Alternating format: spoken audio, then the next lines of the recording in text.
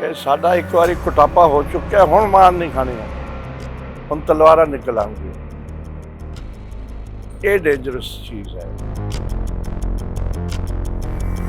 ਇਹ ਸਿੱਖਾਂ ਦੇ ਮਨ 'ਚ ਇਹ ਪਿਆ ਗਾ कि मार नहीं खानी। सिख इतने उची उची बोलते भी नहीं सी कि असीं हिंदू नहीं हैं, हुण बड़ा क्लीयरली बोलते हैं। और किसी की मजाल नहीं कोई अमृतसर जाके कॉन्ट्रडिक्ट करे। बड़े बड़े लीडर कोई नहीं बोल सकता जाके कि तुसीं भी हिंदू हो। मैं क्या अमृतसर जाके बोलो कि हम सब हिंदू हैं? नहीं बोल सकता। सिखा की अपनी आइडेंटिटी है। ਸੰਤ ਭਿੰਡਰਾਂ ਵਾਲਿਆਂ ਨੂੰ ਤੁਸੀਂ ਐਜ਼ ਏ ਕਿਰਦਾਰ ਕਿਵੇਂ ਦੇਖਦੇ ਹੋਗੇ, ਇਤਿਹਾਸ 'ਚ ਵੀ ਤੇ ਜਾਂ ਤੁਹਾਡਾ ਉਦੋਂ ਵੀ ਤੁਸੀਂ ਦੇਖ ਰਹੇ ਹੋਵੋਗੇ, ਉਹਨਾਂ ਨੂੰ ਕਿਵੇਂ ਦੇਖਦੇ ਹੋ?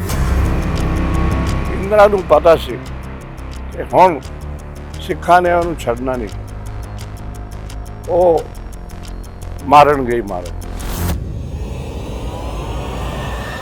ਸਭ ਤੋਂ ਵੱਡੀ ਗਲਤੀ ਕੀ ਸੀ ਇੰਦਰਾ ਦੀ? ਜੋ ਅੰਦਰੋਂ ਖਬਰ ਆਉਂਦੀ ਸੀ ਉਹ ਇਹੀ ਸੀ ਕਿ ਸੰਤ ਗੱਲਬਾਤ ਕਰਨ ਨੂੰ ਤਿਆਰ ਸੀ, ਬਜਾਏ ਗਿਆਨੀ ਨੂੰ ਉੱਥੇ ਦਿੱਲੀ ਲਿਆਉਣ ਦੇ, ਜੇ ਪੰਜਾਬ 'ਚ ਹੀ ਰੱਖਦੇ ਔਰ ਦਰਬਾਰਾ ਸਿੰਘ ਨੂੰ ਦਿੱਲੀ ਲੈ ਆਉਂਦੇ ਤਾਂ ਸ਼ਾਇਦ ਕੁਛ ਪੰਜਾਬ ਕੰਟਰੋਲ 'ਚ ਰਹਿੰਦਾ। ਮੈਂ ਡੋਵਾਲ ਸਾਹਿਬ ਨੂੰ ਚੰਗੀ ਤਰ੍ਹਾਂ ਜਾਣਦਾ, ਉਹ ਕਦੀ ਵੀ ਗੱਲਬਾਤ ਦੇ ਖਿਲਾਫ ਨਹੀਂ ਹੋਏਗਾ ਅੰਦਰੋਂ ਦਿਲੋਂ। ਉਹਦੀਆਂ ਮਜਬੂਰੀਆਂ ਹੋਣ ਹੋਰ ਜ਼ਿਆਦਾ। ਇਹਨੂੰ ਟਾਲਿਆ ਜਾ ਸਕਦਾ ਸੀਗਾ ਜਾਂ ਇਹ ਹੋਣੇ ਸੀ? ਇਹ ਸਿੱਖ ਸਾਈਕੀ 'ਚੋਂ ਗੱਲ ਗਈ ਨਹੀਂ 84 ਵਾਰ। ਕਿ ਪੰਜਾਬ ਦੀ ਜਿਹੜੀ ਸਮੱਸਿਆ ਜਾਂ ਪੰਜਾਬ ਦੇ ਅੰਦਰ ਜੋ ਕੁਝ ਹੋ ਰਿਹਾ ਸੀ ਉਹਦੇ ਤੇ ਜਿਹੜੀ ਇੰਦਰਾ ਗਾਂਧੀ ਦੀ ਪੋਲਿਟਿਕਸ ਸੀ, ਉਹ ਪੋਲਰਾਈਜੇਸ਼ਨ ਦੀ ਪੋਲਿਟਿਕਸ ਸੀ। ਲੇਕਿਨ ਇਹ ਅਜੇ ਤੱਕ ਕੋਈ ਨਹੀਂ ਦੱਸ ਸਕਿਆ ਕਿ ਇੰਦਰਾ ਗਾਂਧੀ ਨੂੰ ਮਰਵਾਉਣ 'ਚ ਹੱਥ ਕਿਸ ਦਾ ਸੀ। ਇਹ ਸਿਰਫ ਬੇਅੰਤ ਸਿੰਘ ਔਰ ਸਤਵੰਤ ਸਿੰਘ ਦੀ ਕਹਾਣੀ ਤਾਂ ਨਹੀਂ ਹੋ ਸਕਦੀ। ਹਿੰਦੂ ਰਾਸ਼ਟਰ ਦੀਆਂ ਗੱਲਾਂ ਹੋ ਰਹੀਆਂ ਨੇ, ਅਸੀਂ ਫਿਰ ਖਾਲਿਸਤਾਨ ਦੀ ਗੱਲ ਕਿਉਂ ਨਾ ਕਰੀਏ? ਇਹ ਬੜੀ ਠੋਕ ਕੇ ਕਿਹਾ ਜਾਂਦਾ। ਪੰਜਾਬ ਇੱਕ ਬੜੀ ਸੈਂਸਿਟਿਵ ਸਟੇਟ ਹੈ, ਬਾਰਡਰ ਸਟੇਟ ਹੈ, ਉੱਥੇ ਫਜ਼ੂਲ ਦੀਆਂ ਗੱਲਾਂ ਨਹੀਂ ਹੋਣੀਆਂ ਚਾਹੀਦੀਆਂ, ਲੂਜ਼ ਟਾਕ ਨਹੀਂ ਹੋਣੀ ਚਾਹੀਦੀ ਕਿ ਜੀ ਖਾਲਿਸਤਾਨੀ ਆ ਗਏ, ਜੀ ਖਾਲਿਸਤਾਨੀ ਉੱਧਰ ਹੈ, ਖਾਲਿਸਤਾਨੀ ਇੱਧਰ ਹੈ। ਮੈਨੂੰ ਤਾਂ ਕੋਈ ਦਿਖਦਾ ਨਹੀਂ ਖਾਲਿਸਤਾਨੀ। ਜਿੰਨਾ ਇੰਟਰਸਟ ਦੀਪ ਸੇਠ ਰਾਜੀਵ ਨੇ ਲਿਆ ਸੀ, ਹੋਰ ਕਿਸੇ ਪ੍ਰਧਾਨ ਮੰਤਰੀ ਨੂੰ ਨਹੀਂ ਲਿਆ। ਮੋਦੀ ਹੋਰੀ ਤਾਂ ਲੈਂਦੇ ਹੋਣਗੇ। ਹਾਂਜੀ, ਮੋਦੀ ਹਮੇਸ਼ਾ ਵੈਲਫੇਅਰ ਸਟੇਟ ਦਾ ਮਤਲਬ ਹੈ।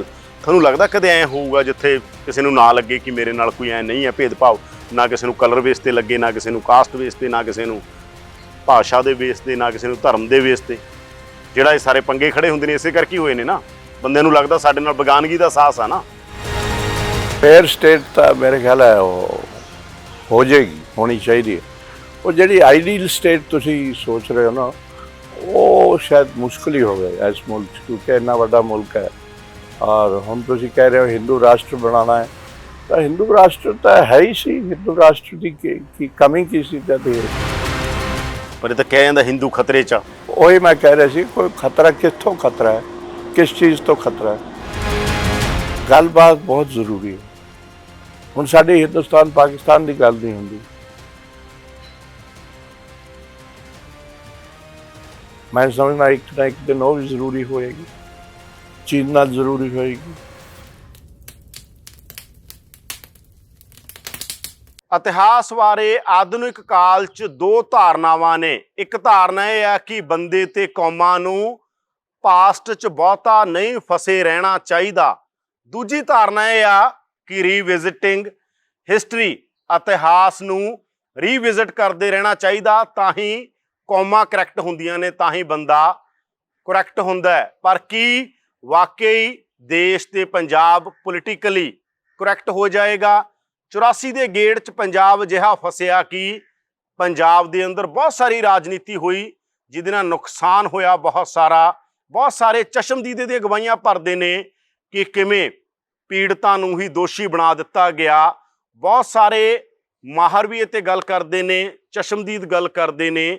ਸਾਡੇ ਨਾਲ ਅੱਜ ਰॉ ਦੇ ਉੱਘੇ ਅਧਿਕਾਰੀ ਰਹੇ AS ਦੁੱਲਟ ਨੇ, ਅਮਰਜੀਤ ਸਿੰਘ ਦੁੱਲਟ, ਜਿਹੜੇ ਕਸ਼ਮੀਰ 'ਚ ਲੰਬਾ ਸਮਾਂ ਤੈਨਾਤ ਰਹੇ, ਜਿਹੜੇ ਕੰਧਾਰ ਹਾਈਜੈਕ ਦੇ ਟਾਈਮ ਵੀ ਅਹਿਮ ਭੂਮਿਕਾ ਨਿਭਾਉਣ ਵਾਲੇ ਸਨ, ਜਿਹੜੇ ਵਾਜਪਾਈ ਸਰਕਾਰ ਦੇ ਟਾਈਮ ਉਦੋਂ ਪਹਿਲੀਆਂ ਸਰਕਾਰਾਂ 'ਚ ਅਹਿਮ ਭੂਮਿਕਾ ਨਿਭਾਉਂਦੇ ਰਹੇ, ਜਿਨ੍ਹਾਂ ਨੂੰ ਅੰਦਰ ਦੀਆਂ ਗੱਲਾਂ ਪਤਾ ਹੁੰਦੀਆਂ ਨੇ, ਜਿਨ੍ਹਾਂ ਨੂੰ ਮੈਂ ਕਹਿਣਾ ਹੁੰਦਾ ਪਹਿਲਾਂ ਵੀ ਕਿ ਡੀਪ ਸਟੇਟ ਕੀ ਹੁੰਦੀ ਹੈ, ਜਿਹੜੇ ਡੀਪ ਸਟੇਟ ਰਹੇ ਨੇ ਕਦੇ, ਉਹਨਾਂ ਨਾਲ ਗੱਲ ਕਰਦੇ ਆ ਕਿ 84 'ਚ ਕੀ ਹੋਇਆ, ਕੀ ਇਹ ਹੋਣਾ ਚਾਹੀਦਾ ਸੀ, ਕਿ ਇਹਨੂੰ ਟਾਲਿਆ ਜਾ ਸਕਦਾ ਸੀ। ਦੁੱਲ ਸਾਹਿਬ, ਸਵਾਗਤ ਹੈ ਤੁਹਾਡਾ ਪ੍ਰੋ ਪੰਜਾਬ ਟੀਵੀ ਤੇ। ਬਹੁਤ ਬਹੁਤ ਬਹੁਤ ਬਹੁਤ ਧੰਨਵਾਦ ਤੁਹਾਡਾ ਯਾਦਵਿੰਦਰ ਜੀ। ਪਹਿਲਾ ਸਵਾਲ ਮੇਰਾ ਹੀ, ਕੀ ਲੱਗਦਾ ਤੁਹਾਨੂੰ ਅੱਜ ਇੰਨੇ ਸਾਲਾਂ ਬਾਅਦ, ਤੁਸੀਂ ਅਧਿਕਾਰੀ ਵੀ ਰਹੇ, ਦੇਸ਼ ਦੀ ਸਭ ਤੋਂ ਵੱਡੀ ਏਜੰਸੀ 'ਚ ਤੁਸੀਂ ਕੰਮ ਕੀਤਾ, ਉਹਦੇ ਉੱਚ ਅਹੁਦੇ ਤੇ ਰਹੇ, ਕੀ ਸੀ 84, ਕੀ ਇਹਨੂੰ ਟਾਲਿਆ ਜਾ ਸਕਦਾ ਸੀਗਾ ਜਾਂ ਇਹ ਹੋਣਾ ਹੀ ਸੀਗਾ?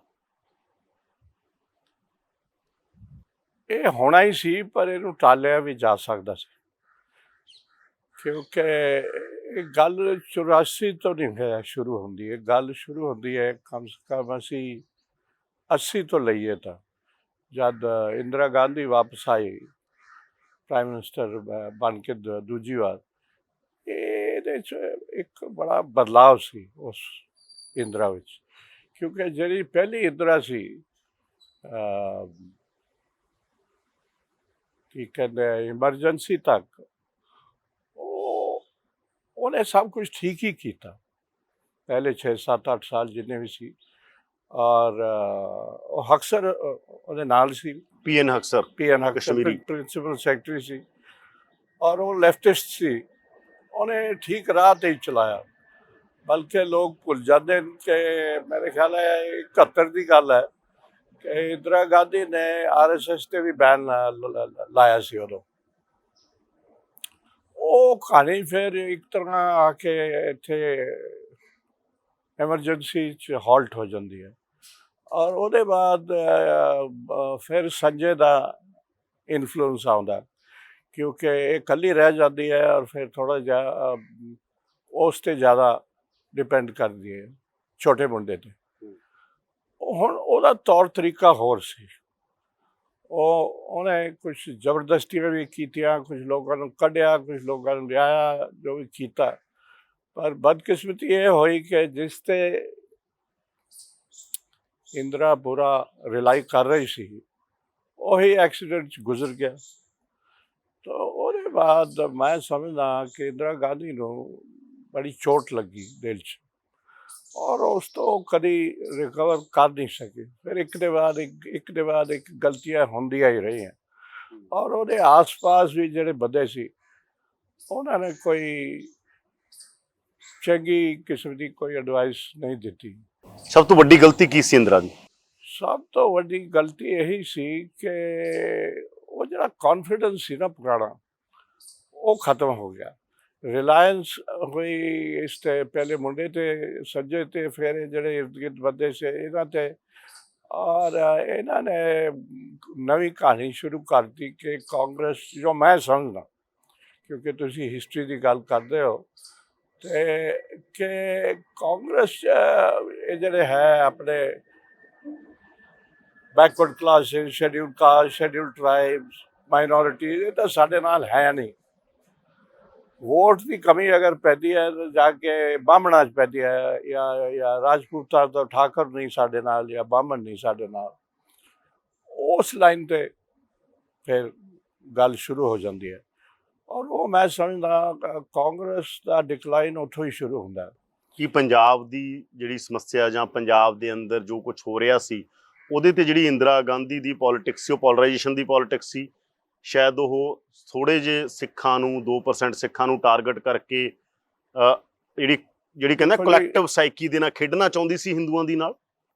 ਦੇਖੋ ਜੀ, ਗੱਲ ਇਹ ਹੈ ਕਿ ਜੋ ਨੈਰੇਟਿਵ ਹੈ, ਜੋ ਕਹਾਣੀ ਬਣਦੀ ਹੈ, ਨਿਕਲਦੀ ਹੈ, ਉਹ ਇਹ ਹੈ ਕਿ ਬਈ ਸੰਤ ਭਿੰਡਰਾਂਵਾਲੇ ਤਾਂ ਇਹਨਾਂ ਦੀ ਕ੍ਰੀਏਸ਼ਨ ਸੀ, ਸੰਜੇ ਔਰ ਗਿਆਨੀ ਜੀ ਦੀ ਮਿਲ ਕੇ, ਤਾਂ ਸੀ ਤਾਂ ਫਿਰ ਉਹਦੇ ਨਾਲ ਫਿਰ ਮਤਲਬ ਹੈ ਜੋ ਵੀ ਹੈ ਉਹਨੂੰ ਤੁਸੀਂ ਬਣਾਇਆ।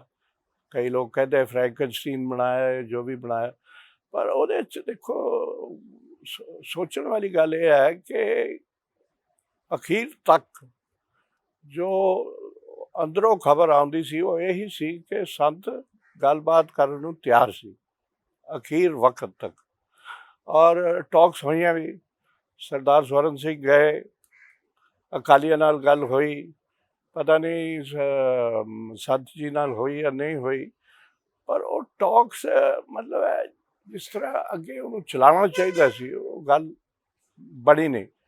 ਇਸੇ ਦੌਰਾਨ ਤੁਹਾਨੂੰ ਯਾਦ ਹੋ, ਤੁਸੀਂ ਕਸ਼ਮੀਰ ਦੀ ਗੱਲ ਕੀਤੀ ਕਿ ਡਾਕਟਰ ਫਾਰੂਕ ਅਬਦੁੱਲਾ ਵੀ ਉੱਥੇ ਪਹੁੰਚ ਗਏ ਸੀ, 84 ਦੀ ਗੱਲ ਹੈ, ਔਰ ਉਹ ਅਕਾਲੀਆਂ ਨੂੰ ਮਿਲਿਆ ਔਰ ਉਹ ਸੰਤ ਨੂੰ ਵੀ ਮਿਲਿਆ, ਔਰ ਉਹ ਇਹ ਸੁਨੇਹਾ ਲੈ ਕੇ ਗਿਆ ਸੀ ਰਾਜੀਵ ਕੋਲੇ ਕਿ ਸਾਰੇ ਗੱਲਬਾਤ ਕਰਨ ਨੂੰ ਤਿਆਰ ਹੈ, ਤੁਸੀਂ ਗੱਲਬਾਤ ਕਰੋ।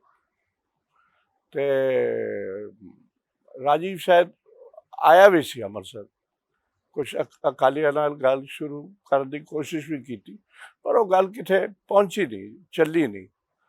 ਤਾਂ ਫਿਰ ਉਹ ਬਲੂ ਸਟਾਰ ਦਾ ਹੋ ਗਿਆ ਮਸਲਾ।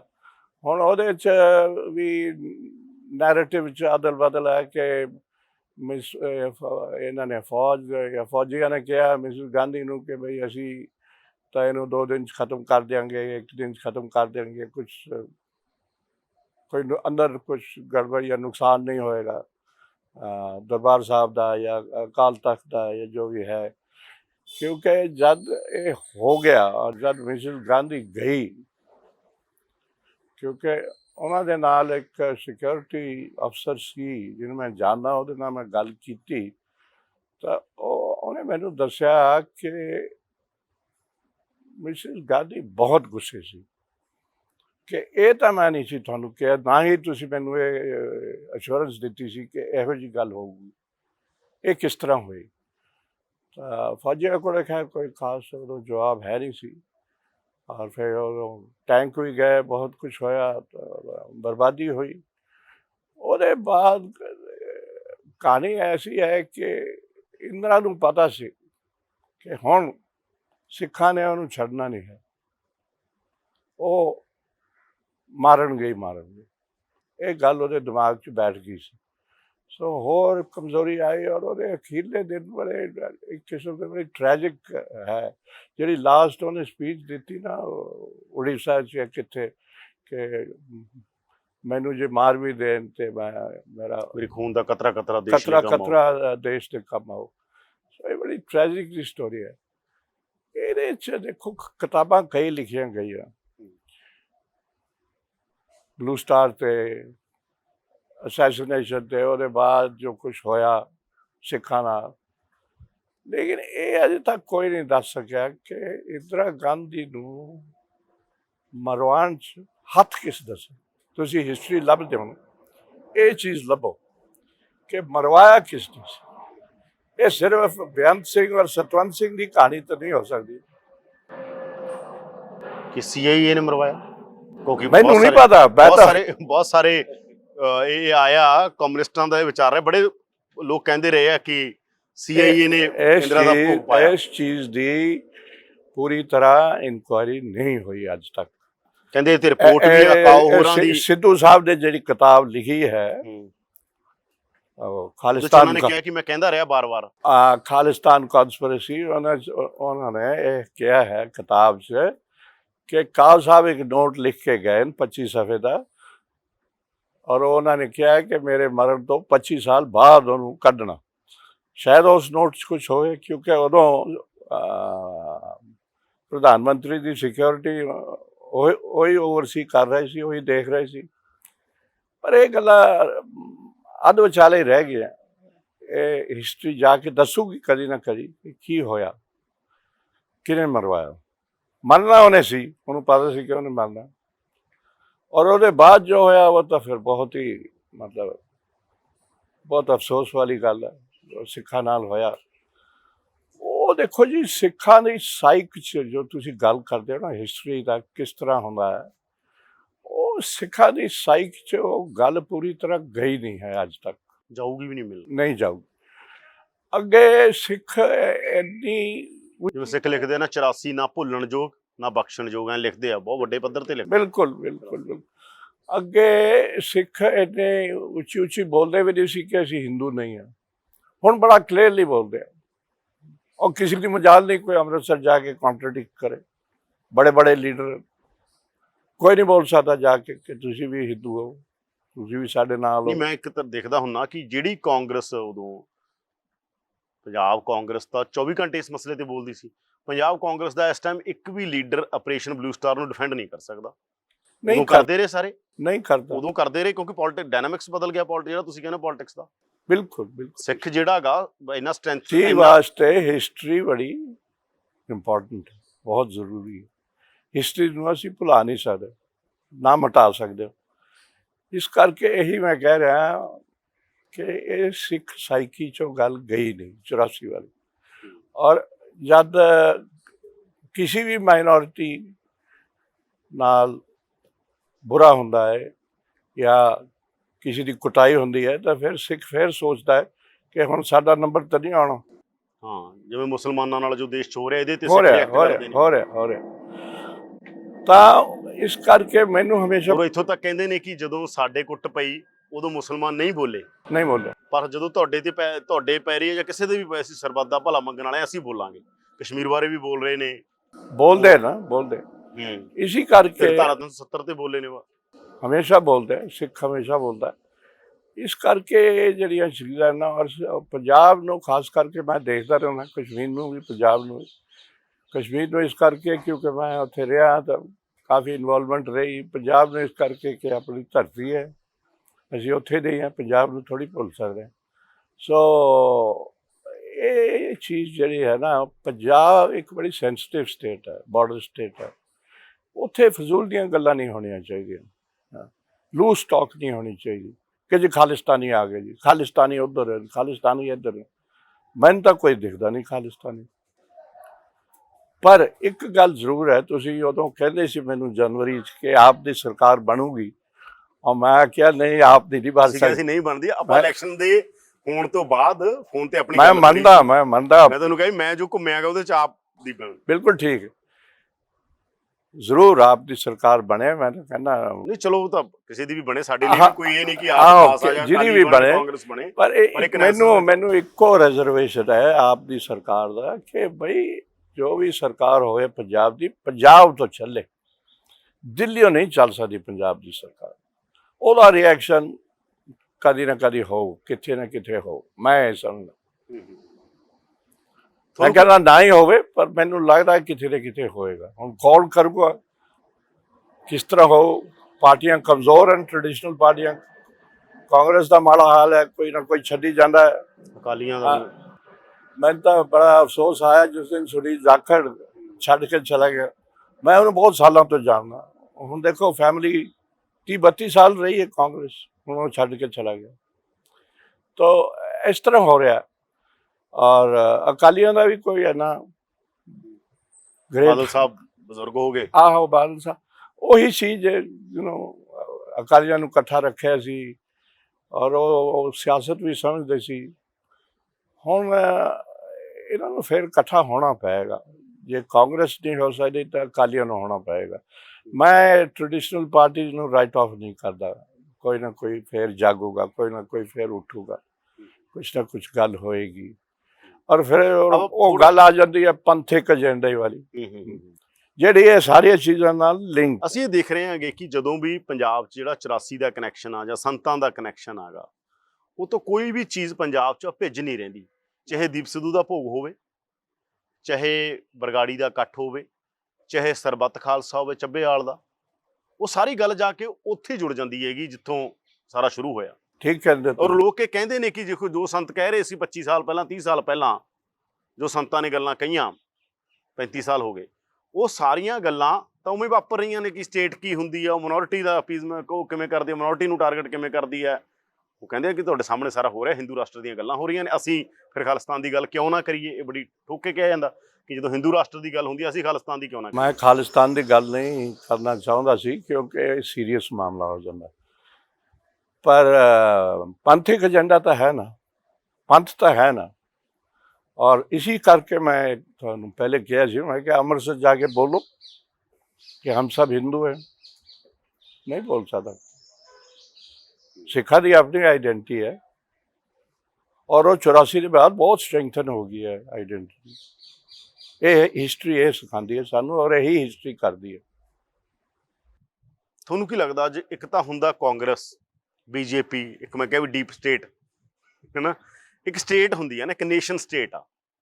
ਤੇ ਨੇਸ਼ਨ ਸਟੇਟ ਬਾਰੇ ਹੁਣ ਤਾਂ ਸਿੱਖਾਂ ਦੇ ਵਿਦਵਾਨ ਬੜਾ ਹੀ ਦੁਨੀਆ ਭਰ ਨੂੰ ਸਟੱਡੀ ਕਰਕੇ ਲਿਖ ਰਹੇ ਨੇ ਕਿ ਨੇਸ਼ਨ ਸਟੇਟ ਨੇ ਹਮੇਸ਼ਾ ਜਿਹੜੀਆਂ ਉੱਥੇ ਦੀਆਂ ਮਿਨੋਰਿਟੀਜ਼ ਹੁੰਦੀਆਂ ਨੇ, ਚਾਹੇ ਭਾਸ਼ਾ ਆਧਾਰਿਤ ਹੋਣ, ਧਰਮ ਆਧਾਰਿਤ ਹੋਣ, ਕਲਰ, ਕਾਸਟ, ਕ੍ਰੀਡ, ਉਹਨਾਂ ਨੂੰ ਕਰਕੇ ਸੈਂਟਰਲਾਈਜ਼ ਕਰਨਾ ਹੁੰਦਾ ਸਿਸਟਮ ਸਾਰਾ। ਮੈਜੋਰਿਟੀ ਪੋਲੀਟਿਕਸ ਕਰਦੀਆਂ ਹੀ ਨੇ ਉਹ। ਨੇਸ਼ਨ ਸਟੇਟ ਦਾ ਮੇਨ ਏਜੰਡਾ ਹੁੰਦਾ ਕਿ ਹੁਣ ਜਦੋਂ ਜਿਸ ਦੌਰ 'ਚ ਸਟੇਟ ਖੜੀ ਹੈਗੀ, ਜਦੋਂ ਬਹੁਤ ਸਾਰੀਆਂ ਗੱਲਾਂ ਇਸ ਤਰ੍ਹਾਂ ਦੀਆਂ ਹੋ ਰਹੀਆਂ ਨੇ, ਹਿੰਦੂ ਰਾਸ਼ਟਰ ਦੀ ਗੱਲ ਹੁੰਦੀ ਹੈ, ਤਮਾਮ ਗੱਲਾਂ ਹੁੰਦੀਆਂ ਨੇ ਦੇਸ਼ ਦੇ ਅੰਦਰ, ਉਦੋਂ ਇਹ ਰੀਥਿੰਕ ਕਰਨ ਦੀ ਨਹੀਂ ਲੋੜ ਆ ਜੋ ਪੁਰਾਣੀਆਂ ਗਲਤੀਆਂ ਹੋਈਆਂ ਘੱਟੋ ਘੱਟ ਵੱਡੇ ਦਿਲ ਨਾਲ, ਕਿ ਡੀਲਿੰਗ ਕੀ ਹੋਣੀ ਚਾਹੀਦੀ ਹੈਗੀ, ਚਾਹੇ ਕੋਈ ਵੀ ਸਵਾਲ ਆ, ਚਾਹੇ ਕਸ਼ਮੀਰ ਦਾ ਸਵਾਲ ਆ, ਚਾਹੇ ਪੰਜਾਬ ਦਾ ਸਵਾਲ ਆ। ਨੇਸ਼ਨ ਸਟੇਟ ਤਾਂ ਜ਼ਰੂਰੀ ਹੈ, ਕਿਉਂਕਿ ਸਟੇਟ ਤਾਂ ਇੱਕੋ ਹੀ ਹੈ, ਮੁਲਕ ਇੱਕੋ ਹੀ ਹੈ, ਪਰ ਇਸ ਮੁਲਕ 'ਚ ਇੰਨਾ ਵੱਡਾ ਮੁਲਕ ਹੈ ਕਿ ਵੱਖੋ ਵੱਖ ਆਈਡੈਂਟੀਟੀਜ਼ ਹਨ, ਵੱਖੋ ਵੱਖ ਕਿਸਮ ਦੇ ਲੋਕ ਹੈ, ਕੋਈ ਗੋਰਾ ਹੈ, ਕੋਈ ਕਾਲਾ ਹੈ, ਕੋਈ ਚਿੱਟਾ ਹੈ। ਸੋ ਅਸੀਂ ਹੋਰ ਭਾਸ਼ਾ ਬੋਲਦੇ ਹਾਂ, ਤਾਮਿਲਨਾਡੂ 'ਚ ਹੋਰ ਭਾਸ਼ਾ ਬੋਲਦੇ। ਹੁਣ ਜੇ ਤੁਸੀਂ ਕਹੋ ਕਿ ਸਾਰੇ ਹਿੰਦੀ ਬੋਲਣ ਤਾਂ ਉਹ ਸਾਊਥ ਵਿੱਚ ਫਿਰ ਲੋਕ ਔਖੇ ਹੁੰਦੇ ਵੀ ਸਾਨੂੰ ਤਾਂ ਹਿੰਦੀ ਆਉਂਦੀ ਨਹੀਂ, ਅਸੀਂ ਹਿੰਦੀ ਕਿਸ ਤਰ੍ਹਾਂ ਬੋਲੀ, ਅੰਗਰੇਜ਼ੀ ਥੋੜ੍ਹੀ ਬਹੁਤ ਸਿੱਖ ਲਈ, ਅੰਗਰੇਜ਼ੀ ਚੱਲਣ ਦੇ। ਤਾਂ ਇਹ ਗੱਲਾਂ ਸਾਰੀਆਂ ਪੰਜਾਬ 'ਚ ਹੁਣ ਜੇ ਤੁਸੀਂ ਕਹੋ ਕਿ ਸਿਰਫ ਹਿੰਦੀ ਕੰਪਲਸਰੀ ਹੋਈ, ਮੈਂ ਤੁਹਾਨੂੰ ਇੱਕ ਹੋਰ ਗੱਲ ਯਾਦ ਕਰਾਵਾਂ, ਇਹ ਹਰਿਆਣਾ ਕਿਸ ਤਰ੍ਹਾਂ ਬਣਿਆ ਜਾਂ ਕਿਉਂ ਬਣਿਆ? ਸਰਦਾਰ ਪ੍ਰਤਾਪ ਸਿੰਘ ਖਹਿਰੋਂ ਇਹੀ ਕਹਿੰਦਾ ਹੁੰਦਾ ਸੀ, ਔਰ ਮਾਈ ਡੈਡ ਬੋਡੀ, ਮੈਂ ਬਣਨ ਨਹੀਂ ਦੇਣਾ, ਮੇਰੀ ਲਾਸ਼ ਤੇ ਬਣੋ ਰਹਿਣਾ। ਤਾਂ ਉਹ ਬਣਿਆ ਉਸੇ ਕਰਕੇ ਨਾ, ਉਹ ਸੈਂਸਸ, ਤੁਸੀਂ ਹਿੰਦੀ ਸਪੀਕਿੰਗ ਹੋ ਜਾਂ ਪੰਜਾਬੀ ਸਪੀਕਿੰਗ ਹੋ, ਉੱਥੇ ਕੁਛ ਹਿੰਦੂਆਂ ਨੇ ਜਿਹੜੇ ਪੰਜਾਬੀ ਸਪੀਕਿੰਗ ਸੀ, ਪੰਜਾਬ ਦੇ ਤਾਂ ਪੰਜਾਬੀ ਸਪੀਕਿੰਗ ਹੀ ਹੈ ਨਾ, ਹਿੰਦੂ ਹੋਏ, ਸਿੱਖ ਹੋਵੇ, ਮੁਸਲਮਾਨ ਹੋਵੇ, ਜੋ ਵੀ ਹੋਵੇ, ਉੱਥੇ ਕੁਛ ਲੋਕਾਂ ਨੇ ਗੜਬੜ ਕੀਤੀ ਔਰ ਫਿਰ ਇਹ ਹਰਿਆਣੇ ਦੀ ਗੱਲ ਹੋ ਗਈ, ਫਿਰ ਹਰਿਆਣਾ ਬਣ ਗਿਆ, ਫਿਰ ਹਿਮਾਚਲ ਬਣ ਗਿਆ, ਇਹ ਤਾਂ ਸਾਰੀ ਇੱਕ ਸਟੇਟ ਸੀ।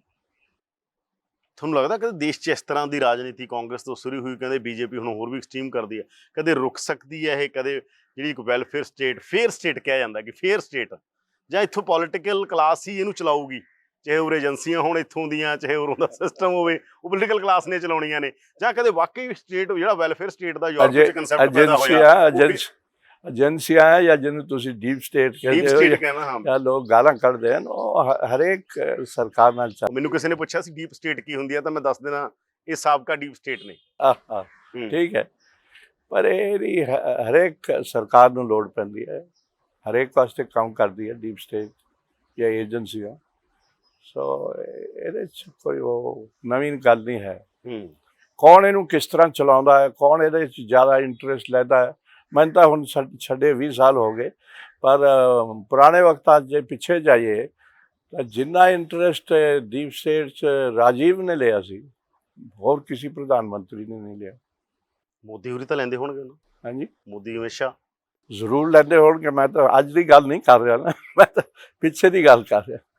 ਡੋਵਾਲ ਸਾਹਿਬ ਤੁਹਾਡੇ ਮਿੱਤਰ ਰਹੇ ਨੇ, ਕਿਸੇ ਦੌਰ 'ਚ ਕੰਮ ਕੀਤਾ ਇਕੱਠਿਆਂ ਤੁਸੀਂ? ਬਿਲਕੁਲ ਕੀਤਾ ਹੈ, ਅਜੇ ਵੀ ਮਿੱਤਰ ਕਮ ਸੇ ਕਮ ਮੈਂ ਤਾਂ ਇਹੀ ਸਮਝਦਾ। ਫਿਰ ਮੈਂ ਇਹੀ ਕਹਿ ਰਿਹਾ ਹੈਗਾ ਕਿ ਹੁਣ ਵੀ ਤਾਂ ਤੁਹਾਨੂੰ ਨਹੀਂ ਲੱਗਦਾ ਰਾਜੀਵ ਗਾਂਧੀ ਦੀ ਇੰਟੈਂਸਿਟੀ ਗ੍ਰੈਵਿਟੀ ਨਾਲ ਹੀ ਇਹ ਸਰਕਾਰ ਵੀ ਜ਼ਰੂਰ ਲੱਗਦਾ, ਜ਼ਰੂਰ ਲੱਗਦਾ। ਜਿਹੜਾ ਮੈਂ ਪੁੱਛ ਰਿਹਾ ਸ਼ਾਇਦ ਜ਼ਿਆਦਾ ਇੰਟਰਸਟ ਲੈ ਰਹੀ ਹੋਵੇ। ਜਿਹੜਾ ਮੈਂ ਸਵਾਲ ਉਹ ਡੀਰੇਲ ਹੋ ਗਿਆ ਕਿ ਤੁਹਾਨੂੰ ਲੱਗਦਾ ਫੇਅਰ ਲਾਈਨ ਤੇ ਆ ਜਾਓ, ਫੇਅਰ ਡੈਮੋਕ੍ਰੈਟਿਕ ਤੇ ਵੈਲਫੇਅਰ ਸਟੇਟ ਜਿਹੜੀ, ਜਿਹਦੇ ਬਾਰੇ ਇੱਕ ਇਮੈਜੀਨੇਸ਼ਨ, ਜਾਂ ਇਮੈਜੀਨੇਸ਼ਨ ਕਿਉਂ, ਯੂਰਪ ਦੇ ਅੰਦਰ ਅਸੀਂ ਦੇਖਦੇ ਹਾਂ ਇੰਡਸਟਰੀਅਲ ਰੈਵੋਲੂਸ਼ਨ ਤੋਂ ਬਾਅਦ ਜਦੋਂ ਵੈਲਫੇਅਰ ਸਟੇਟ ਕਨਸੈਪਟ 'ਚ ਆਉਂਦੀ ਹੈ, ਤਾਂ ਵਾਕਈ ਵੈਲਫੇਅਰ ਸਟੇਟ ਦਾ ਮਤਲਬ ਹੈ। ਤੁਹਾਨੂੰ ਲੱਗਦਾ ਕਦੇ ਐਂ ਹੋਊਗਾ ਜਿੱਥੇ ਕਿਸੇ ਨੂੰ ਨਾ ਲੱਗੇ ਕਿ ਮੇਰੇ ਨਾਲ ਕੋਈ ਐਂ ਨਹੀਂ ਹੈ ਭੇਦਭਾਵ, ਨਾ ਕਿਸੇ ਨੂੰ ਕਲਰ ਬੇਸ 'ਤੇ ਲੱਗੇ, ਨਾ ਕਿਸੇ ਨੂੰ ਕਾਸਟ ਬੇਸ 'ਤੇ, ਨਾ ਕਿਸੇ ਨੂੰ ਭਾਸ਼ਾ ਦੇ ਬੇਸ 'ਤੇ, ਨਾ ਕਿਸੇ ਨੂੰ ਧਰਮ ਦੇ ਬੇਸ 'ਤੇ? ਜਿਹੜਾ ਇਹ ਸਾਰੇ ਪੰਗੇ ਖੜੇ ਹੁੰਦੇ ਨੇ ਇਸੇ ਕਰਕੇ ਹੋਏ ਨੇ ਨਾ, ਬੰਦੇ ਨੂੰ ਲੱਗਦਾ ਸਾਡੇ ਨਾਲ ਬੇਗਾਨਗੀ ਦਾ ਅਹਿਸਾਸ ਆ ਨਾ। ਦੇਖੋ, ਫੇਅਰ ਸਟੇਟ ਤਾਂ ਮੇਰੇ ਖਿਆਲ ਹੈ ਉਹ ਹੋ ਜਾਏਗੀ, ਹੋਣੀ ਚਾਹੀਦੀ ਹੈ। ਉਹ ਜਿਹੜੀ ਆਈਡੀਅਲ ਸਟੇਟ ਤੁਸੀਂ ਸੋਚ ਰਹੇ ਹੋ ਨਾ, ਉਹ ਸ਼ਾਇਦ ਮੁਸ਼ਕਿਲ ਹੀ ਹੋਵੇ ਇਸ ਮੁਲਕ 'ਚ, ਕਿਉਂਕਿ ਇੰਨਾ ਵੱਡਾ ਮੁਲਕ ਹੈ। ਔਰ ਹੁਣ ਤੁਸੀਂ ਕਹਿ ਰਹੇ ਹੋ ਹਿੰਦੂ ਰਾਸ਼ਟਰ ਬਣਾਉਣਾ ਹੈ, ਤਾਂ ਹਿੰਦੂ ਰਾਸ਼ਟਰ ਤਾਂ ਹੈ ਹੀ ਸੀ। ਹਿੰਦੂ ਰਾਸ਼ਟਰ ਦੀ ਕੀ ਕਮੀ ਕੀ ਸੀ ਜਦ ਹਿੰਦੂ ਹੀ ਹੈ ਇਸ ਮੁਲਕ 'ਚ ਇੰਨਾ, ਤੇ ਇਹਨੂੰ ਇਸ ਗੱਲ ਨੂੰ ਬਾਰ-ਬਾਰ ਹਾਈਲਾਈਟ ਕਰਨ ਦੀ ਕੀ ਲੋੜ ਹੈ ਸਾਨੂੰ? ਹਿੰਦੂਆਂ ਨੂੰ ਕੋਈ ਉਹ ਤਾਂ ਨਹੀਂ ਹੈ ਕਿ ਕੋਈ ਕਿਸੇ ਕਿਸਮ ਦਾ ਪਰ ਇਹ ਤਾਂ ਕਿਹਾ ਜਾਂਦਾ ਹਿੰਦੂ ਖਤਰੇ 'ਚ ਆ। ਉਹੀ ਮੈਂ ਕਹਿ ਰਿਹਾ ਸੀ, ਕੋਈ ਖਤਰਾ ਕਿੱਥੋਂ ਖਤਰਾ ਹੈ, ਕਿਸ ਚੀਜ਼ ਤੋਂ ਖਤਰਾ ਹੈ? ਜਦ ਵੀ ਜੰਗ ਹੋਈ ਹੈ ਸਾਡੀ, ਉਹ ਛੋਟੀ ਮੋਟੀ ਉਹ ਬਾੜ ਤੇ ਛੱਡ ਦਿਓ ਚੀਨ ਨਾਲ, ਜੰਗ ਤਾਂ ਪਾਕਿਸਤਾਨ ਨਾਲ ਹੀ ਹੋਈ ਹੈ ਨਾ 3-4 ਵਾਰੀ। ਤਾਂ ਸਿੱਖ ਅੱਗੇ ਰਹੇ, ਸਿੱਖ ਜਰਨੈਲ ਅੱਗੇ ਰਹੇ, ਮੁਸਲਮਾਨ ਵੀ ਰਹੇ ਉਹਦੇ 'ਚ।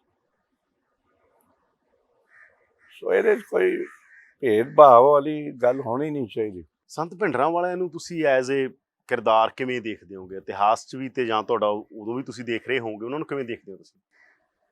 ਮੈਂ ਤਾਂ ਸਮਝਦਾ ਬੜਾ ਸਿਆਣਾ ਬੰਦਾ ਸੀ। ਇਹਨਾਂ ਨੇ ਕਿੱਥੋਂ ਫੜਿਆ, ਕਿਸ ਤਰ੍ਹਾਂ ਲੈ ਗਏ, ਕਿਸ ਤਰ੍ਹਾਂ ਉਹਨੂੰ ਬਿਠਾਇਆ ਉੱਥੇ, ਉਹ ਕਹਾਣੀ ਹੋਰ ਹੈ। ਪਰ ਬੰਦਾ ਸਿਆਣਾ ਸੀ। ਇੱਕ ਕਹਾਣੀ ਮੈਂ ਸ਼ਾਇਦ ਤੁਹਾਨੂੰ ਪਹਿਲੇ ਵੀ ਸੁਣਾਈ ਹੈ, ਉਹ ਸੁਨੀਲ ਦੱਤ ਵਾਲੀ, ਯਾਦ ਹੈ ਤੁਹਾਨੂੰ? ਹਾਂ, ਦੁਬਾਰਾ ਸੁਣਾਓ। ਸੁਨੀਲ ਦੱਤ ਨੇ ਪਦ ਯਾਤਰਾ ਕੀਤੀ, ਦਰਬਾਰ ਸਾਹਿਬ ਗਏ ਉਹ ਮੱਥਾ ਟੇਕਣ। ਦਰਬਾਰ ਸਾਹਿਬ ਗਏ, ਕਹਿਣ ਲੱਗੇ ਸੰਤ ਜੀ ਨੂੰ ਮੈਂ ਮਿਲਣਾ, ਤੁਹਾਡਾ ਗੱਲ ਕਰਨੀ ਹੈ। ਜਦ ਦਰਬਾਰ ਸਾਹਿਬ ਪਹੁੰਚੇ, ਸੰਤ ਜੀ ਕੋਲ ਗਏ, ਸੰਤ ਨੇ ਉੱਥੇ ਟੇਬਲ ਤੇ ਟੇਪ ਰਿਕਾਰਡਰ ਲਾਤਾ। ਤਾਂ ਸੁਨੀਲ ਦੱਤ ਨੇ ਕਿਹਾ, ਸੰਤ ਜੀ ਇਹਦੀ ਕੀ ਲੋੜ ਹੈ? ਕਹਿੰਦਾ ਕੋਈ ਲੋੜ ਨਹੀਂ, ਜੇ ਅਸੀਂ ਝੂਠ ਬੋਲਣਾ ਤਾਂ ਮੈਂ ਹਟਾ ਦੇਣਾ, ਜੇ ਸੱਚ ਬੋਲਣਾ ਫਿਰ ਕਿਉਂ ਡਰਦੇ ਹੋ, ਇਹਨੂੰ ਲੱਗੇ ਰਹਿਣ ਦਿਓ। ਮੰਨ ਲਓ ਉਹੀ ਹਿਸਟਰੀ ਰਿਕਾਰਡ ਕਰੇਗੀ ਕਿ ਅਸੀਂ ਕੀ ਗੱਲ ਕੀਤੀ ਸੀ, ਕੀ ਕਿਹਾ ਸੀ, ਮੈਂ ਕੀ ਕਿਹਾ ਸੀ। ਤੁਹਾਨੂੰ ਕੀ ਲੱਗਦਾ ਫਿਰ ਗੜਬੜ ਕਿੱਥੇ ਰਹੀ? ਜੇ ਮਤਲਬ ਗੜਬੜ ਇਸ ਤਰ੍ਹਾਂ ਰਹੀ ਨਾ, ਟਾਲਿਆ ਜਾ ਸਕਦਾ ਸੀ ਇਸ ਏਡੀ ਵੱਡੀ ਤਰਾਸਦੀ ਨੂੰ? ਦੇਖੋ ਜੀ, ਜੇ ਉਹਦੇ 'ਚ ਗਿਆਨੀ ਜੀ ਦਾ ਹੱਥ ਸੀ ਤਾਂ ਗਿਆਨੀ ਬਹੁਤ ਸਿਆਣਾ ਪੋਲੀਟੀਸ਼ੀਅਨ ਸੀ। ਫਿਰ ਮੈਂ ਸਮਝਦਾ ਕਿ ਬਜਾਏ ਗਿਆਨੀ ਨੂੰ ਉੱਥੇ ਦਿੱਲੀ ਲਿਆਉਣ ਦੇ, ਜੇ ਪੰਜਾਬ 'ਚ ਹੀ ਰੱਖਦੇ ਔਰ ਦਰਬਾਰਾ ਸਿੰਘ ਨੂੰ ਦਿੱਲੀ ਲੈ ਆਉਂਦੇ ਤਾਂ ਸ਼ਾਇਦ ਕੁਛ ਪੰਜਾਬ ਕੰਟਰੋਲ 'ਚ ਰਹਿੰਦਾ। ਇਹ ਇੱਕ ਸੋਚ ਆਉਂਦੀ ਹੈ ਮੈਨੂੰ। ਮੈਂ ਗਿਆਨੀ ਜੀ ਨਾਲ ਕਾਫੀ ਟਾਈਮ ਕੱਢਿਆ, ਬਹੁਤ ਹੁਸ਼ਿਆਰ, ਬਹੁਤ ਸਿਆਣਾ ਬੰਦਾ ਸੀ, ਔਰ ਉਹਨਾਂ ਦਾ ਬੈਕਗਰਾਊਂਡ ਤੁਹਾਨੂੰ ਪਤਾ ਹੀ ਹੈ। ਤੁਸੀਂ ਨਹੀਂ ਕਦੇ ਕਿਹਾ ਉਹਨਾਂ ਨੂੰ? ਫਿਰ ਕੋਈ ਗੱਲ ਹੁੰਦੀ ਸੀ ਇਸ ਰਿਲੇਟਡ? ਕਦੇ ਹੋਈ ਗਿਆਨੀ ਜੀ ਨੇ ਗੱਲ ਕਿ ਇਹਨੂੰ ਸਾਰੇ ਮਸਲੇ ਨੂੰ, ਜਿੱਡਾ ਵੱਡਾ ਜੋ ਕੁਝ ਹੋਇਆ ਬਾਅਦ 'ਚ ਉਹਦੀ ਰਿਫਲੈਕਸ਼ਨ ਇੱਥੇ ਦਿੱਲੀ 'ਚ ਹੋਈ ਸਾਰਾ ਕੁਝ? ਸਾਡੀ ਕਹਾਣੀ ਉੱਥੇ ਖਤਮ ਹੋ ਜਾਂਦੀ। ਮੈਂ ਗਿਆਨੀ ਜੀ ਦੇ ਨਾਲ ਉਦੋਂ ਹੁੰਦਾ ਸੀ ਜਦ ਉਹਨਾਂ ਦਾ ਫੋਰਨ ਟੂਰ ਲੱਗਦਾ ਸੀ। ਮੈਂ ਸਾਰੇ ਟੂਰਾਂ 'ਤੇ ਗਿਆ ਗਿਆਨੀ ਜੀ ਨਾਲ। 84 'ਚ ਟੂਰ ਖਤਮ ਹੋ ਗਏ ਔਰ 87 'ਚ ਉਹਨਾਂ ਦੀ ਟਰਮ ਖਤਮ ਹੋ ਗਈ। ਉਦੋਂ ਮੈਂ ਜ਼ਰੂਰ ਮਿਲਿਆ ਸੀ ਗਿਆਨੀ ਜੀ ਨੂੰ, ਕਿਉਂਕਿ ਮੈਂ ਇੱਥੇ ਸੀ। ਮੈਂ ਕਿਹਾ ਜਾ ਕੇ ਮੈਂ ਕਰਟਸੀ ਕਾਲ ਕਰ ਆਵਾਂ। ਤਾਂ ਉਦੋਂ ਕੁਝ ਗੱਲਾਂ ਹੋਈਆਂ ਸੀ। ਉਦੋਂ ਬੜੀ ਰੂਮਰ ਸੀ ਕਿ ਰਾਜੀਵ ਗਾਂਧੀ ਨੂੰ ਡਿਸਮਿਸ ਕਰ ਦੇਣਗੇ, ਇਹ ਕਰ ਦੇਣਗੇ, ਉਹ ਕਰ ਦੇਣਗੇ। ਹੁਣ ਉਹਨੇ, ਤੁਸੀਂ ਦੇਖੀ ਹੋਣੀ ਕਿਤਾਬ ਵੀ ਲਿਖੀ ਹੈ ਅਰੁਣ ਸ਼ੌਰੀ ਨੇ। ਉਦੋਂ ਸ਼ੌਰੀ ਜੀ ਉਹਦੇ ਸੀ ਨਾ ਇੰਡੀਅਨ ਐਕਸਪ੍ਰੈਸ। ਹਾਂ, ਉਹਨਾਂ ਨੇ ਗਿਆਨੀ ਜੀ ਬਾਰੇ 'ਚ ਕਹਾਣੀਆਂ ਵੀ ਲਿਖੀਆਂ, ਕੁਛ ਮੈਂ ਵੀ ਲਿਖ ਦਿਆਂਗਾ। ਕਦੋਂ ਲਿਖ ਰਹੇ ਹੋ ਤੁਸੀਂ? ਜਦ ਤੁਸੀਂ ਕਹੋਗੇ। ਤਾਂ ਜਿਵੇਂ ਜੀਬੀਐਸ ਸਿੱਧੂ ਕਹਿੰਦੇ ਨੇ ਕਿ ਜਿਵੇਂ ਅਫਰੀਕਾ 'ਚ ਟਰੁੱਥ ਕਮਿਸ਼ਨ ਬਣਿਆ ਸੀਗਾ, ਜਾਂ ਅਕਾਲੀਆਂ ਨੇ ਵੀ 97 ਦੇ ਮੈਨੀਫੈਸਟੋ 'ਚ ਇਹ ਗੱਲ ਪਾਤੀ ਸਾਡੀ ਸਰਕਾਰ ਉਹ ਅਸੀਂ ਬਣਾਵਾਂਗੇ, ਉਦੋਂ ਕੁਛ ਨਹੀਂ ਹੋਇਆ। ਉਦੋਂ ਬਾਅਦ ਤੁਹਾਨੂੰ ਪਤਾ ਹੀ ਹੈ। ਤੁਹਾਨੂੰ ਕੀ ਲੱਗਦਾ ਇਹਨਾਂ ਦੀ ਰੀਕਨਸੀਲ ਕਿਵੇਂ ਮਤਲਬ ਹੋ ਸਕਦਾ? ਇਹ ਕਿਸੇ ਸਿੱਟੇ 'ਤੇ ਕਿਵੇਂ ਪਹੁੰਚਣਾ ਦਾ ਕਲੋਜ਼ਰ ਕਿਵੇਂ ਹੋਵੇ ਇਹ ਗੱਲਾਂ ਦਾ? ਕਿਸੇ ਕਲੋਜ਼ਰ ਹੋਊਗਾ ਜਾਂ ਐਂ ਰਹਿਣੀਆਂ ਖੁੱਲੀਆਂ ਇਹ? ਨਹੀਂ, ਕਾਫੀ ਹੱਦ ਤੱਕ ਤਾਂ ਕਲੋਜ਼ਰ ਹੋ ਗਿਆ। ਹੁਣ ਕਲੋਜ਼ਰ ਤਾਂ ਫਿਰ ਐਂ ਹੋਇਆ ਨਾ ਵੀ ਮਿੱਟੀ ਪਾਤੀ ਗੱਲ ਦੇ ਉੱਤੇ। ਆਹ ਮਿੱਟੀ ਪਾ, ਉਹਦੇ ਨਾਲ ਡੀਲ ਤਾਂ ਨਹੀਂ ਕੀਤਾ? ਨਹੀਂ, ਡੀਲ ਐ ਨਹੀਂ ਕੀਤਾ ਜਿਸ ਤਰ੍ਹਾਂ ਤੁਸੀਂ ਚਾਹੁੰਦੇ ਹੋ, ਪਰ ਇੱਕ ਤਰ੍ਹਾਂ ਹੁਣ ਟਾਈਮ ਲੰਘ ਗਿਆ, ਕਾਫੀ ਕੁਛ ਹੋ ਗਿਆ। ਉੱਥੇ ਕੁਛ ਲੋਕ ਜਾ ਕੇ ਮਾਫੀ ਵੀ ਮੰਗ ਆਏ ਦਰਬਾਰ ਸਾਹਿਬ ਜਾ ਕੇ। ਸਾਡਾ ਉਹਦਾ ਟੈਕਨੀਕਲ ਜਿਹੀਆਂ ਮਾਫੀਆਂ ਸੀਗੀਆਂ। ਨਹੀਂ, ਡਾਕਟਰ ਮਨਮੋਹਨ ਸਿੰਘ ਦੀ ਤਾਂ ਟੈਕਨੀਕਲ ਮਾਫੀ ਨਹੀਂ ਸੀ, ਉਹ ਤਾਂ ਜੈਨੂਇਨ ਮਾਫੀ ਸੀ। ਬਾਕੀ ਟੈਕਨੀਕਲ ਹੋਣ ਦਾ ਮੈਨੂੰ ਪਤਾ ਨਹੀਂ, ਪਰ ਇਹ ਹੁਣ ਗੱਲ ਆਪੇ ਮੁੱਕ ਜੂਗੀ। ਇਹ ਹਿਸਟਰੀ 'ਚ ਹੌਲੀ ਹੌਲੀ ਗੱਲਾਂ ਮੁੱਕ ਜਾਂਦੀਆਂ, ਪਰ ਇਹ ਸਾਈਕੀ 'ਚੋਂ ਨਹੀਂ ਜਾਣ ਲੱਗੀ ਗੱਲ ਕਿ ਸਾਡਾ ਇੱਕ ਵਾਰੀ ਕੁਟਾਪਾ ਹੋ ਚੁੱਕਿਆ, ਹੁਣ ਮਾਰ ਨਹੀਂ ਖਾਣੀ ਹੈ। ਹੁਣ ਤਲਵਾਰਾਂ ਨਿਕਲ ਆਉਣਗੀਆਂ। ਇਹ ਡੇਂਜਰਸ ਚੀਜ਼ ਹੈ। ਇਹ ਸਿੱਖਾਂ ਦੇ ਮਨ 'ਚ ਇਹ ਪਿਆ ਗਾ ਕਿ ਮਾਰ ਨਹੀਂ ਖਾਣੀ ਹੁਣ। ਜੇ ਕੁਛ ਵੀ ਜਿਹਾ ਹੁਣ ਮਤਲਬ ਉਦੋਂ ਮੈਂਟਲੀ ਪ੍ਰਪੇਅਰ ਹੋ ਗਏ ਹੋ ਉਸ ਲੜਾਈ ਤੋਂ ਬਾਅਦ? ਪ੍ਰਿਪੇਅਰ ਨਹੀਂ ਹੋ ਗਏ। ਇੱਕ ਸਾਈਕੀ 'ਚ ਆ ਗਈ ਨਾ ਕਿ ਸਾਡੇ ਨਾਲ ਤਾਂ ਬੜੀ ਬੇਇਨਸਾਫੀ ਹੋਈ। ਜੋ ਕੁਛ ਵੀ ਹੋਇਆ, ਚਾਹੇ ਜੋ ਸੰਤ ਨੇ ਕੀਤਾ ਅੰਦਰ, ਉਹਦੀ ਅਲੱਗ ਨੈਰੇਟਿਵ ਹੈ। ਜੋ ਬਾਹਰ ਜਿਨ੍ਹਾਂ ਨੇ ਇੰਦਰਾ ਗਾਂਧੀ ਨੂੰ ਮਰਵਾਇਆ, ਉਹ ਅਲੱਗ ਨੈਰੇਟਿਵ ਹੈ। ਪਰ ਬਾਏ ਐਂਡ ਲਾਰਜ ਸਾਰੇ ਹਿੰਦੁਸਤਾਨ ਦੇ ਸਿੱਖ ਜਿੱਥੇ ਜਿੱਥੇ ਮਾਰ ਪਈ ਸਿੱਖਾਂ ਨੂੰ, ਮਾਰੇ ਗਏ ਸਿੱਖ, ਉਹ ਤਾਂ ਉਹਨਾਂ ਦਾ ਤਾਂ ਕੋਈ ਰੋਲ ਨਹੀਂ ਸੀ ਨਾ ਇਸ ਚੀਜ਼। ਔਰ ਇਸ ਤੋਂ ਪਹਿਲੇ ਵੀ ਤੁਹਾਨੂੰ ਯਾਦ ਹੋਊ ਜਦ 82 ਜਦ ਇੱਥੇ ਏਸ਼ੀਅਨ ਗੇਮਸ ਹੋ ਰਹੀਆਂ ਸੀ, ਉਦੋਂ ਵੀ ਤਾਂ ਕਾਰਾਂ ਕੂਰਾ ਰੋਕੀਆਂ ਗਈਆਂ ਨੇ ਇੱਥੇ ਬਾਰਡਰ ਤੇ। ਉਹਨਾਂ 'ਚ ਕਈ ਜਰਨੈਲ ਵੀ ਸੀ ਜਿਹੜੇ ਫਿਰ ਇਸ ਨਾਲ ਇੱਕ ਕਿਸਮ ਦਾ ਫਿਰ ਉਹ ਹੋ ਜਾਂਦੀ ਹੈ ਨਾ ਕਿ ਸਾਡੇ ਨਾਲ ਉਹੀ ਬੇਇਨਸਾਫੀ ਹੋ ਰਹੀ ਹੈ ਜਾਂ ਡਿਸਕ੍ਰਿਮੀਨੇਸ਼ਨ ਹੋ ਰਹੀ ਹੈ। ਤਾਂ ਹੀ ਤਾਂ ਸਿੱਖ ਕਹਿੰਦਾ ਫਿਰ ਅਸੀਂ ਸਿੱਖ ਹੀ ਹਾਂ। ਇਹ ਸਾਈਕੀ ਵਾਲੀ ਗੱਲ ਥੋੜੀ ਜਿਹੀ ਤੁਹਾਨੂੰ ਕੀ ਲੱਗਦਾ ਗਾ, ਜਿਹੜਾ ਤੁਸੀਂ ਕਹਿ ਰਹੇ ਹੋ ਸਾਈਕੀ 'ਚ ਬੈਠ ਗਈ ਇਹ ਗੱਲ? ਇਹ ਗੱਲ ਦੇਖੋ ਬੈਠ ਗਈ ਹੈ। ਬਹੁਤ ਸਾਰੇ ਸਿੱਖ ਇਸ ਦੀ ਗੱਲ ਨਹੀਂ ਕਰਦੇ 84 ਦੀ। ਪਰ ਅੰਦਰ ਦੇਖੋ ਤਾਂ ਜੇ ਟਟੋਲੋ ਤਾਂ ਫਿਰ ਲੱਗਦਾ ਹੈ ਕਿ ਕੁਛ ਲੋग ਨਹੀਂ ਭੁੱਲ ਸਕਦੇ ਇਸ ਨੂੰ। ਔਰ ਇसी ਕਰਕੇ ਕੁਛ ਸਿੱਖਾਂ 'ਚ, ਮੈਜੋਰਿਟੀ ਨਹੀਂ ਪਰ ਕੁਛ ਸਿੱਖਾਂ 'ਚ ਕਾਂਗਰਸ ਵਾਸਤੇ ਉਦੋਂ ਦੀ ਇੱਕ ਨਫ਼ਰਤ ਵੀ ਹੈ। ਇਹ ਵੀ ਤੁਸੀਂ ਜਾਣਦੇ ਹੋ। ਉਹ ਵੀ ਨਹੀਂ ਨਿਕਲਦੀ। ਸੋ ਹੁਣ ਮਹਾਰਾਜ ਸਾਹਿਬ ਨੇ ਸਰਕਾਰ ਚਲਾਈ ਪੰਜਾਬ 'ਚ, ਉਹਦਾ ਇੱਕ ਤਰ੍ਹਾਂ ਮੈਂ ਸਮਝਦਾ ਪੰਜਾਬ ਨੂੰ ਫਾਇਦਾ ਹੋਇਆ, ਕਾਂਗਰਸ ਨੂੰ ਫਾਇਦਾ ਹੋਇਆ, ਸਿੱਖਾਂ ਨੂੰ ਵੀ ਫਾਇਦਾ ਹੋਇਆ। ਉਹ ਹੁਣ ਐਤਕੀ ਕਾਂਗਰਸ ਰਹਿ ਗਈ।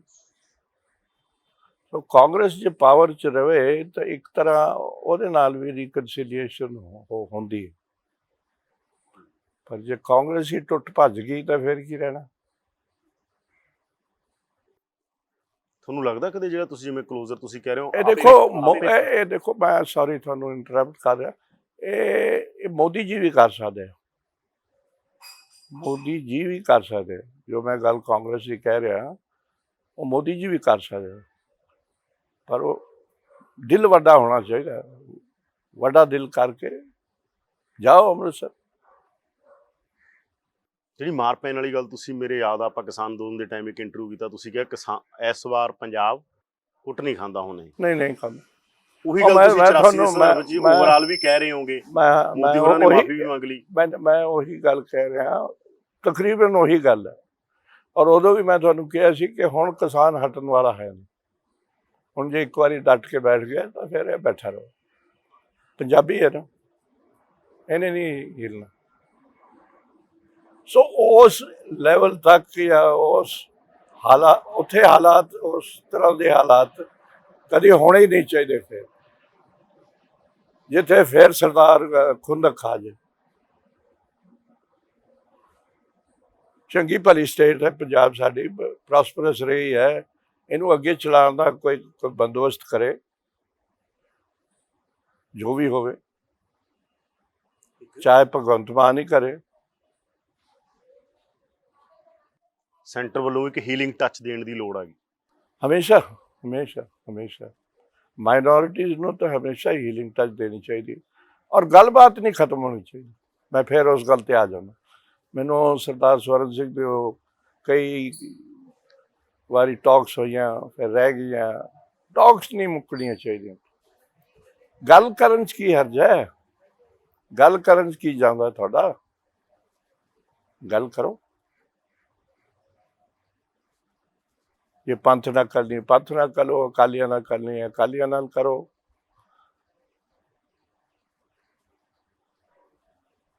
ਇਹੀ ਕਸ਼ਮੀਰ ਦਾ ਹਾਲ ਹੈ।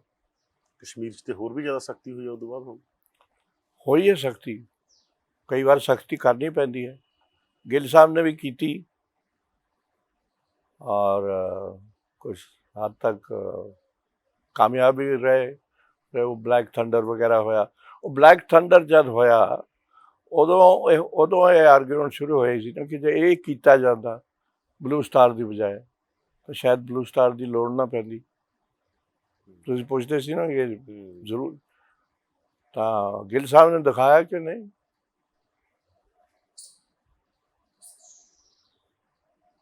ब्लैक थंडर ठीक है, ਅਸੀਂ ਸੰਭਾਲ ਲਾਂਗੇ। पानी बिजली खाना सब बंद कर दो अंदर जान। फिर जिन्हों कुटना होएगा कुटांगे। जे साढ़े सिपाहियों के रिश्तेदार मारे जा रहे तो उन्होंने भी रिश्तेदार मारांगे।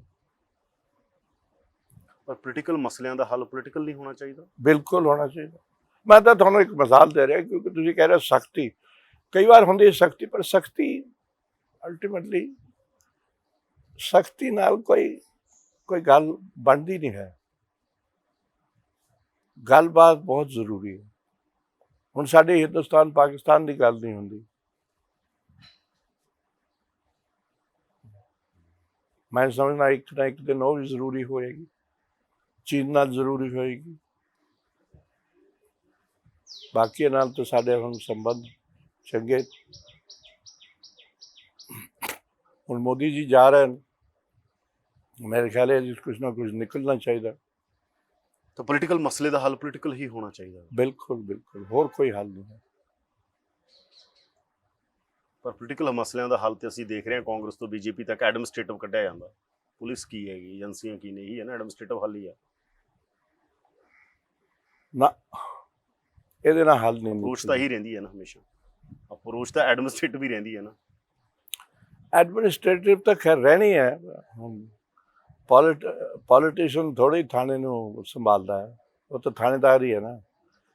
पर गल ये है जिथे मसला फस जाए, जिथे कोई प्रॉब्लम खड़ी हो जाए, वो गलबात नाल ज़्यादा चांस है ਉਹਦਾ हल होने ਦਾ। डंडे नाल कम है, क्योंकि ਤੁਸੀਂ 2 ਨੂੰ मार लोगे, 4 ਨੂੰ मार लोगे, 4 होर खड़े हो जाते हैं। ये मिलिटेंसी इस चीज़ ते तो चलती है कि तुसी 2 मारे 2 खड़े हो गए, 4 मारे 4 होर खड़े हो गए। सो जी गल कर लो, जिन्हों मारना उन्होंने मारो, पर यह तो ना कहो कि ऐसी गल करनी ही नहीं है। पर ये डोवाल साहब की डॉक्टराइन है ना। डोवाल साहब की डॉक्टराइन भी जी तुसी कहते हो, वो भी मैं समझना कुछ मिसइंटरप्रेटेड है। मैं डोवाल साहब को चंगी तरह जानना, वो कभी भी गलबात के खिलाफ नहीं होएगा अंदरों दिलों। वो मजबूरियां होण होर गल है, वो समझदार आदमी। और कद होणगी किहदे नाल होएगी, मैं तो मनदा हो रही होनी गल्लां। धन्यवाद सर, बहुत बहुत धन्यवाद तुहाडा। धन्यवाद तुहाडा यादविंदर जी, बहुत धन्यवाद। जद भी मिलते हो बड़ा कुछ याद करवाते हो। बहुत धन्यवाद।